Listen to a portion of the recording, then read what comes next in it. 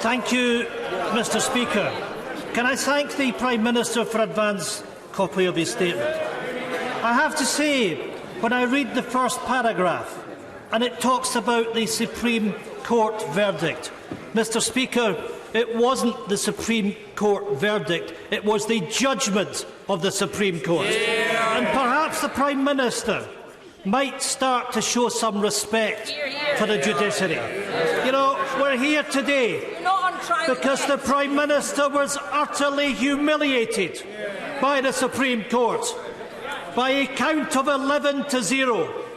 And you might have thought in that diatribe that we had that we might have had some humility, that we might have been able to acknowledge that what we've had is the unlawful shutting down of Parliament. Mr. Speaker, sorry is indeed the hardest word for the Prime Minister. You know, it was said by a former Prime Minister, where law ends, tyranny begins. And Mr. Speaker, while it pains me to say it, the fact the Prime Minister is still standing here today, he in fact does believe he is above the law. Well, Mr. Speaker, he is not. And thank heavens for the action that was brought in the courts in Scotland and England. And I want to pay tribute to my honourable friend for Edinburgh South West. And thank goodness the courts have done their job and made sure that parliamentarians are back where they should be, in this House, holding the government to court. The ruling of the Supreme Court has made it absolutely crystal clear. The actions of this government, this Prime Minister, led to the unlawful prorogation of Parliament.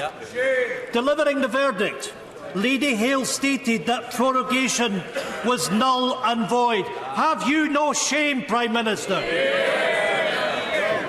Mr. Speaker, the court concluded that the decision was unlawful because it had the effect of frustrating or preventing the ability of Parliament to carry out its constitutional functions without reasonable justification. Mr. Speaker, without reasonable justification. And the Prime Minister talks about us running off to the courts.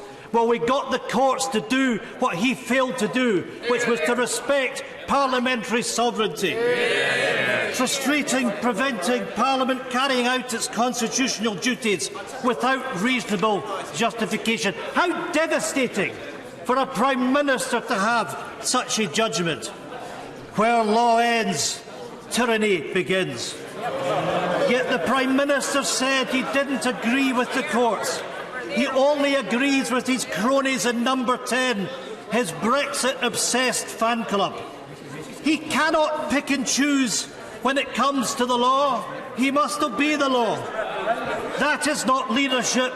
He, quite simply, is not fit for office. And, Mr. Speaker, when I hear of the Prime Minister talking about a Surrender Act, how despicable that he refers to members of this House that are doing their duty to protect our constituents, and he uses language such as surrender. It is language which is not suitable from the Prime Minister of any country. Mr. Speaker, the Prime Minister's position is no longer tenable. His failure to resign is an embarrassment. People have had enough of this shambles. Mr. Speaker, we have reached a difficult and dangerous point. Not just in... The right honourable gentleman leads the third party in this House. He has a right to be heard. He will continue his contribution and he will be heard however long it takes. If the message has to be repeated again and again and again ad infinitum, so be it. He will be heard. End of subject. Ian Blackford. I am much obliged, Mr. Speaker. We have reached a difficult and dangerous point, not just in relation to the Brexit crisis, but for the constitutional future of these islands and indeed the future of our democracy. We have a Prime Minister standing here in Parliament that he sought to silence. People across these countries will be reading today about how the Prime Minister fought the law, but the law won. The Prime Minister, the head of government, who is responsible for the law, responsible for governance. What an example to the public. let me be clear to the Prime Minister that he should resign. But if he fails to do so, yes, the opposition must unite to trigger a vote of no confidence to bring this chaotic government down. By triggering a vote of no confidence, we will ensure that the Benn Act is honoured to take no deal off the table by allowing the opposition to instil an interim leader to take back control and to protect our economy from the cliff edge. Mr. Speaker, the Scottish National Party fully supports stopping no deal. It is our priority. But let me be clear to members on these benches, we are not powerless. Doing nothing is not an option. This is the time for leadership. Once we have removed the Prime Minister, removed the threat of no deal, the people must have their say through a general election as quickly as is possible. We must unstick this mess, and we must trust the people to make their choice.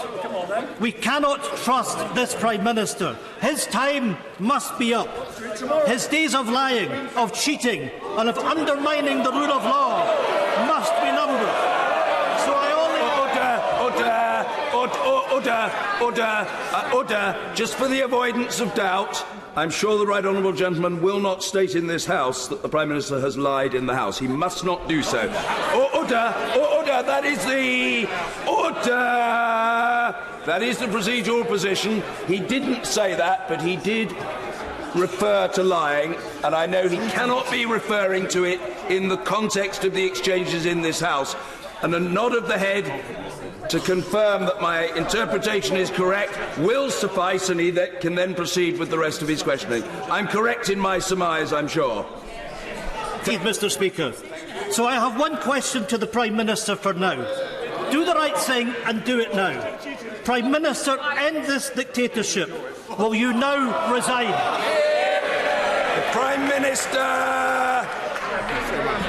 Mr. Speaker, I thank the right honourable gentleman, and of course on his substantive point, we do respect the Supreme Court, Mr. Speaker, and the reason that I want a Queen's speech and wanted a Queen's speech is quite frankly, of course, because we have to do what we can as a united kingdom to remedy the waste and incompetence of the high-taxing, fish-abandoning government of the SNP in Scotland. And that's why we are investing in 20,000 more police officers and 20 new hospital upgrades and levelling up education funding and funding gigabit broadband across the country. And I hope, Mr. Speaker, and I bet the people of Scotland hope, that in spite of all the uselessness of the government of Scotland, that those benefits will be passed on to the people. Because that is the only obstacle